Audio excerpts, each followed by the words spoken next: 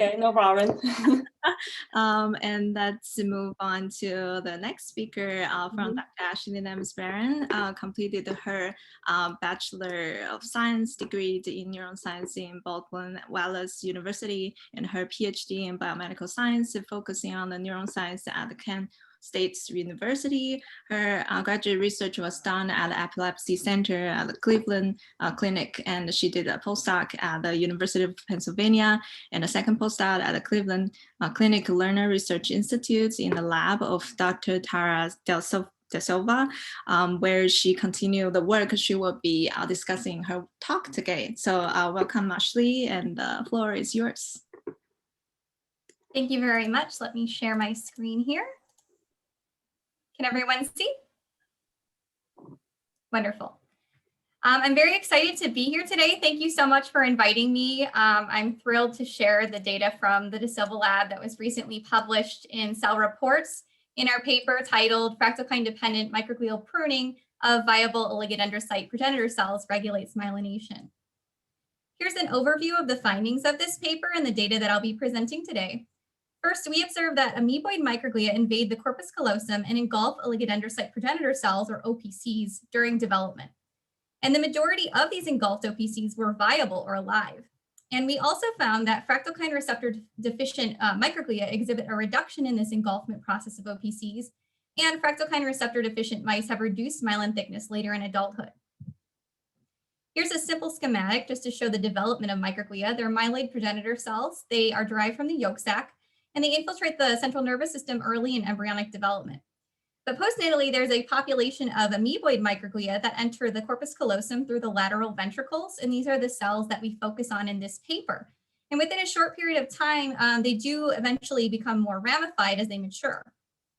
And this population of amoeboid microglia that's in the corpus callosum has been termed in the literature as the Fountain of Microglia.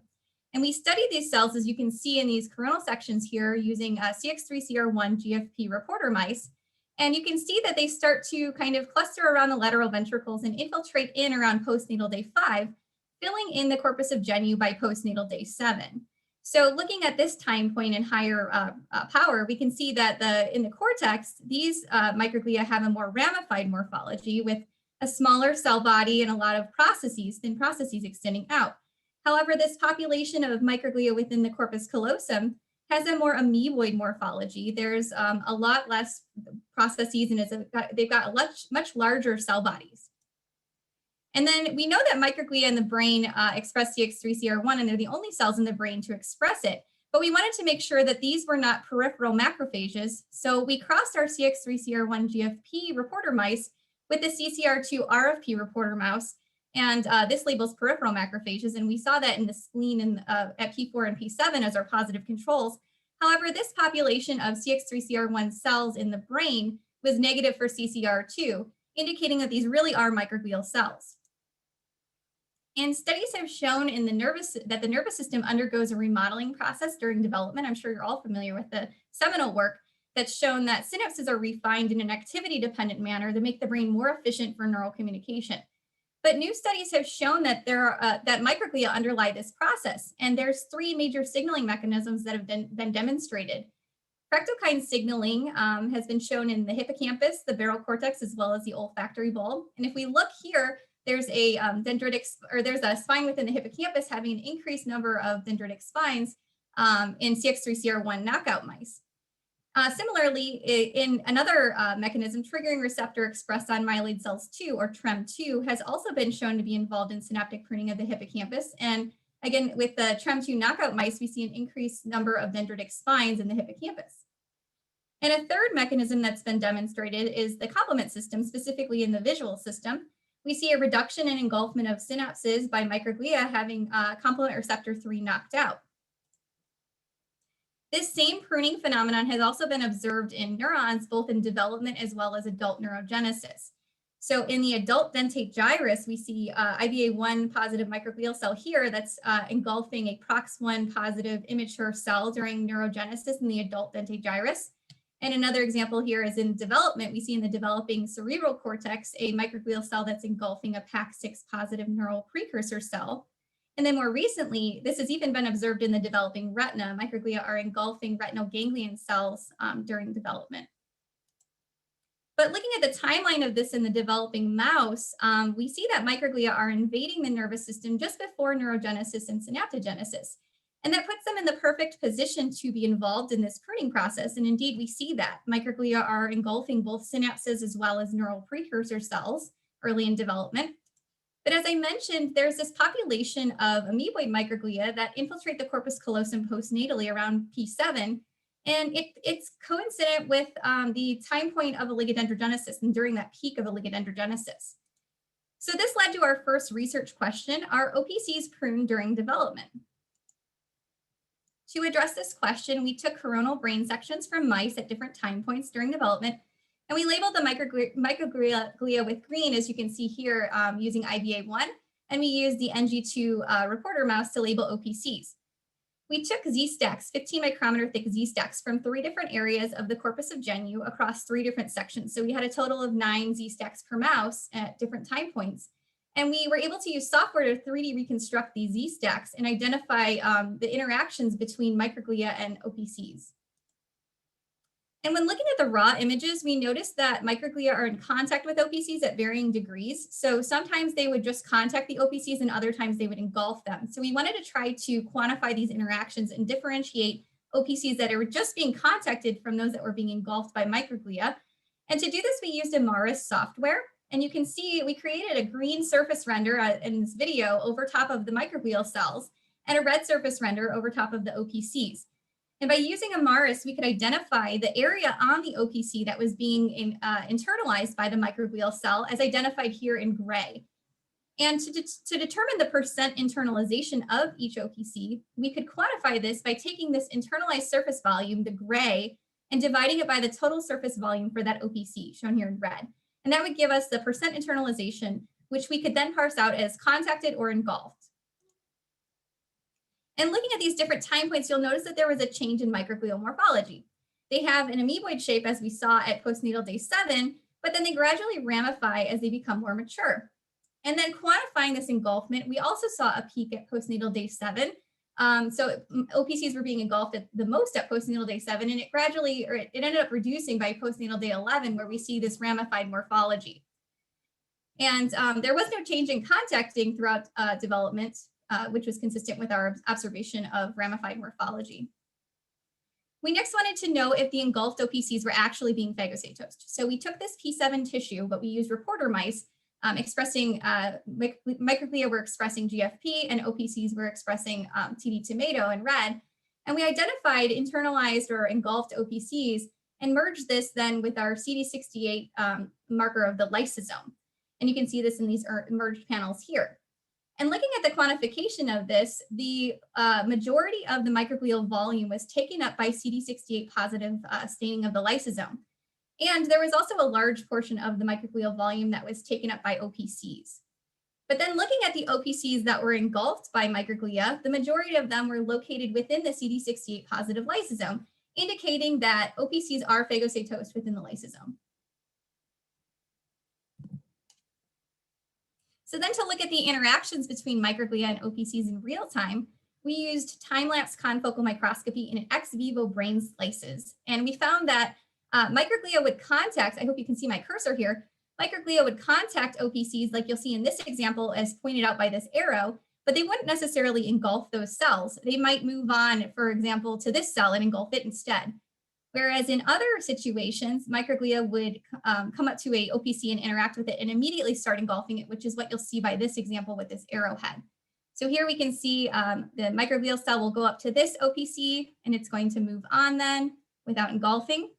Whereas within this situation, the microglia are engulfing this OPC almost immediately.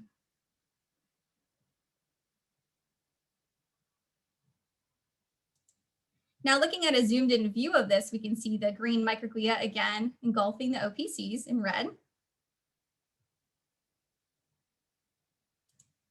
And since we used time-lapse confocal microscopy, we were able to determine the time frame of this. And once the engulfment process has initiated, it takes about 20 minutes to be completed. And then to further confirm these results, we used electron microscopy to look at the ultrastructural level and found that there were microglia within the corpus callosum of postnatal day 7 mice that were engulfing cells, and there were varying degrees of degradation, as pointed out by these arrows, indicating that the microglia were phagocytosing these cells. So since we noticed in our live imaging videos that microglia were contacting some OPCs but not engulfing them, and microglia are known to engulf dead or stressed cells in general, we next asked, are these OPCs dead or alive when they're being engulfed?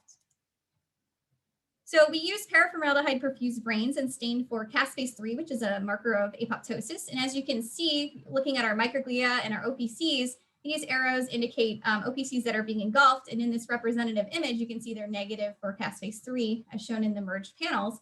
And quantification of this across 6 animals showed that the majority of engulfed OPCs were negative for caspase-3, as well as those that were being contacted. But we also wanted to look at cells that were just stressed. So we stained this brain sections with phosphatidylserine, and this is a marker of cell stress.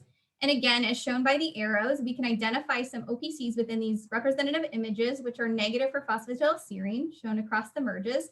And again, our quantification of this showed that the engulfed cells, the engulfed OPCs were predominantly negative for phosphatidylserine, as well as those that were contacted. To further confirm these results, which were done in the paraformaldehyde fixed tissue, we wanted to move to our live imaging setup with ex vivo brain slices. And we used a dye called PSView. And this dye fluoresces in the presence of negatively charged phospholipids like phosphatidylserine. And phosphatidylserine is normally located inside of the cell, the inner leaflet of the cell membrane. And then during stages of cell stress or early apoptosis, it's flipped out on the cell membrane, and it labels itself as a target for phagocytosis. It's known as an eat me signal. And again, as shown in these representative images, you can see areas where OPCs are being engulfed by microglia, and the majority of them were negative for this PSView dye. However, we did see some debris that was being engulfed that was positive for PSView, indicating that the dye did penetrate and it did work, but it was in general negative for this OPC marker. And so up to this point, I've shown you that we are observing that these engulfed OPCs don't express markers of cell stress. They're not expressing markers of cell death in both perfused sections as well as live slices. But we also wanted to evaluate their health. So we used our live ex vivo slices with our live imaging setup, and we used 2 dyes simultaneously to determine if cells were being engulfed dead or alive. And the first dye we used is called Oxazole blue. It's a marker of cell death. And we also use DIL-C15, and this is a marker of mitochondrial membrane potential, and it's used to evaluate cell health and viability. And using both dyes simultaneously really allowed us to determine if cells were viable or if they were dying. And again, you can see in these representative images of the arrows where OPCs are engulfed, the majority are negative for Oxazole blue, but positive for DIL-C15. And this is quantified here across 8 different videos. And we see this in both engulfed OPCs, mostly expressing the cell viability marker DIL-C15 and not expressing this cell death marker Oxazole blue. And this was also seen in the contacted OPCs. So this indicates that the OPCs are being engulfed while they're still alive and viable. And these results were quite surprising to us. We normally think of microglia clearing dead cells and debris, but microglia can also engulf viable cells. And this has been termed in the literature as primary phagocytosis or phagoptosis. And it's more recently been shown in the nervous system that non-apoptotic neurons can be phagocytosed by microglia in different models such as ischemia, retinal degeneration, and epilepsy. But it's also been shown in development in the cerebral cortex as well as the developing retina. So since now we know that the microglia are engulfing viable OPCs and it's happening in the white matter at a very specific time point during development, we next asked, at what stage of this OPC maturation are these cells being engulfed? So to address this question, we stained paraformaldehyde fixed sections from P7 mice for different markers of the oligodendrocyte lineage. And as you can see, we quantified them for their engulfment, and we found that the majority were expressing NG2. And they were within this pre-myelinating oligodendrocyte maturation state. And importantly, we did not observe engulfment of the mature MVP for mature myelin and oligodendrocytes. So since the OPCs are being engulfed and they're in this pre-myelinating stage, We next asked, does impairing this process and impairing microglial engulfment of OPCs impact myelination later in life? But to answer this question, we would first need to block the engulfment process. So the fractalkine receptor is only expressed on microglia in the central nervous system. And fractalkine receptor knockout mice are one of the most widely used tools to study modulation of synaptic engulfment during early postnatal development. Also, the ligand for fractalkine receptor, CX3CL1, is expressed on OPCs, but then it's downregulated in mature oligodendrocytes. So that made it a very attractive candidate for blocking this engulfment process and observing changes in myelination. So we used fractalkine knockout mice to study this further. Evaluating these paraformaldehyde fixed brain sections from fractalkine deficient mice compared to their controls, we observed a significant reduction in engulfment in the knockout mice compared to the wild type controls. And however, there was no difference in their ability to contact OPCs, and the number of microglia or their volume were not affected by this knockout. And as I showed earlier in this presentation, these OPCs that are being engulfed are viable. This is really important. So this is a classic example of primary phagocytosis or phagocytosis, and that's defined by the elimination of viable cells. And this is really important in distinguishing the feature that blocking microglia engulfment of this should prevent the target cell being lost. So therefore, we next asked, does blocking microglial engulfment of OPCs result in more oligodendrocytes? So then to evaluate this, we used our fractalkine knockout mice, and we looked at them at postnatal day 30 compared to the controls. As you can see, the controls on top and the knockouts on the bottom. And we stained fixed sections for OLIG2, and this is a marker which I'm sure this group is familiar with across the lineage of oligodendrocytes, but we also stained for CC1, which only labels mature oligodendrocytes. And interestingly, we found that in this fractalkine knockout mouse, there was an increased number of OLIG2 positive cells. So there was an overall increase in the number of oligodendrocytes after blocking this engulfment process at postnatal day 30. And then interestingly, these cells, most of them were CC1 positive. So that indicates that we didn't block their ability to mature.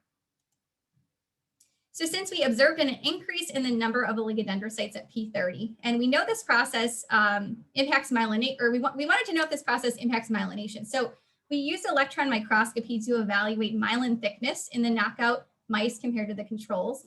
And if we zoom in here, you can see that the myelin looks a lot thinner in these fractalkine knockout mice compared to the controls. But to calculate this, we use G ratios. And the way you do that is hopefully you can see my cursor, you can trace around and get the diameter of the axon and divide it by the diameter of the axon and the myelin. And so a higher G ratio actually means thinner myelin. And that's exactly what we saw in our fractalkine knockout mice. This was also significant when we looked at it across the axon diameter as well as by relative cumulative frequency. However, there was no difference in the number of axons compared to wild type or the percentage of unmyelinated or myelinated axons.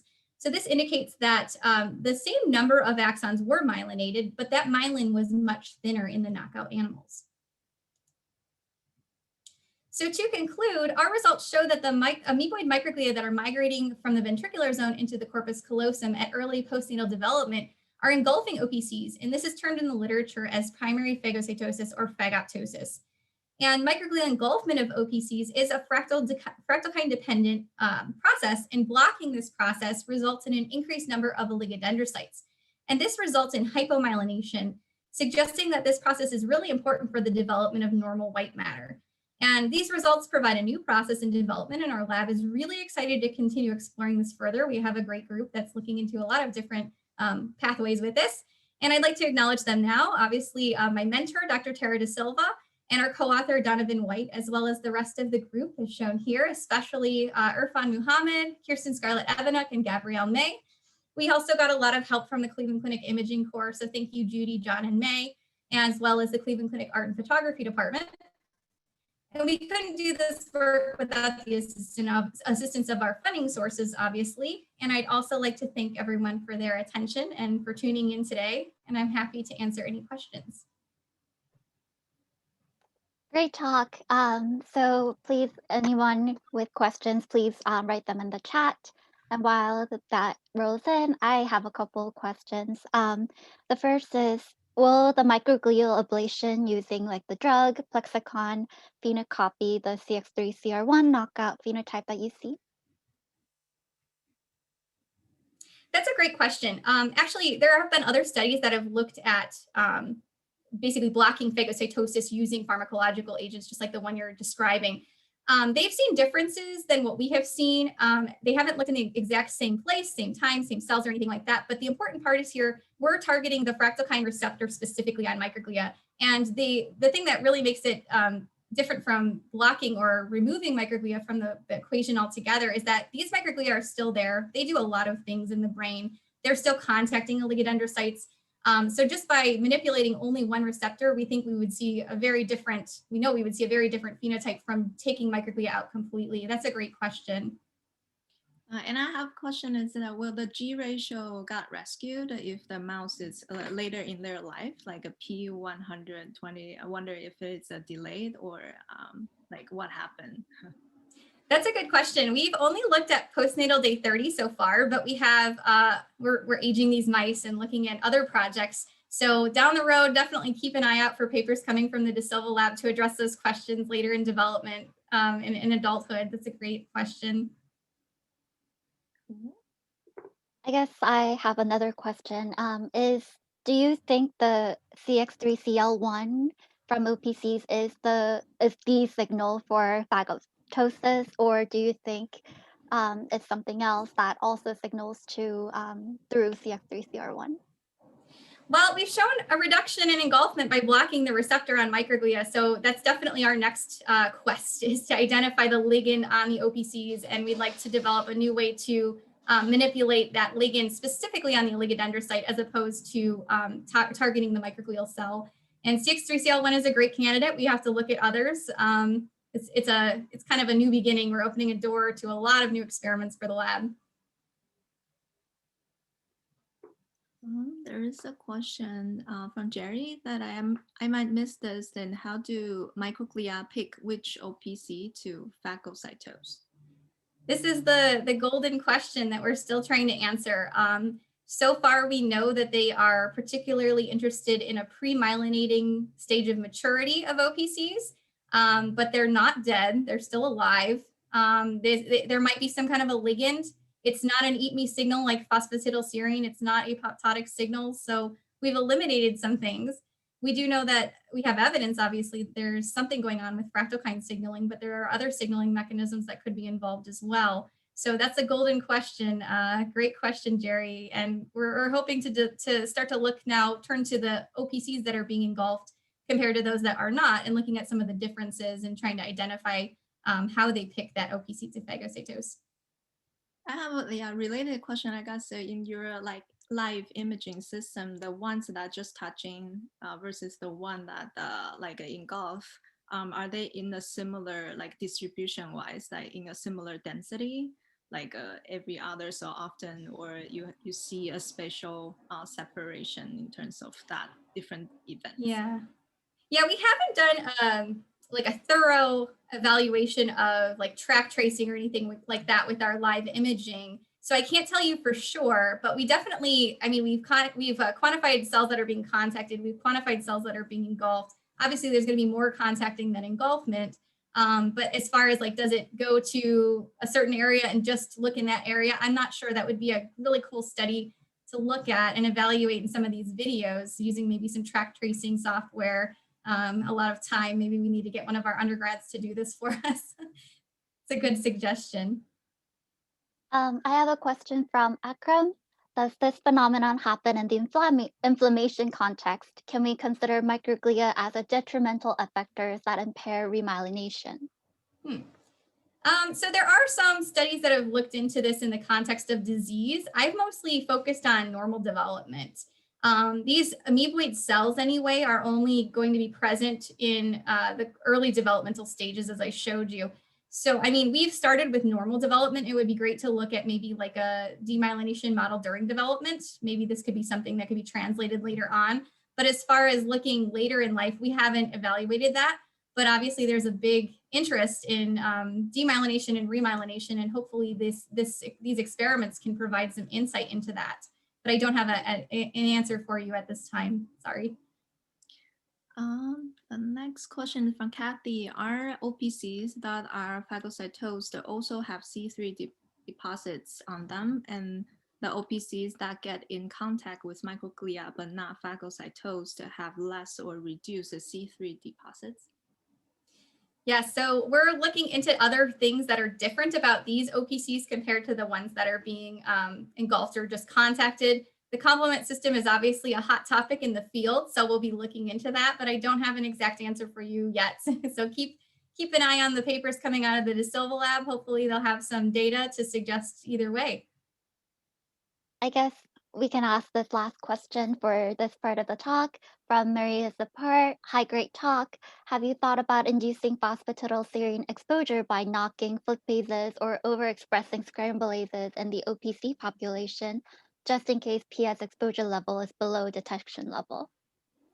Wow, that's an excellent suggestion. We did do a control for this. So we took the tissue and we basically killed it and saw that these OPCs do eventually express phosphatidylserine and get engulfed up just like any other dead cell. But I think by doing that, you would basically be inducing cell stress or cell apoptosis. So it's kind of a different question. I'm sure they would be engulfed by microglia because that's a common eat me signal, and any cell that expresses it is going to be eaten up. But yeah, we haven't tried that experiment yet. It's definitely something that we could think about in the future. So thank you. Great. So we have one more question in the chat. Ashley, if you don't mind, if you can answer Sure. them in the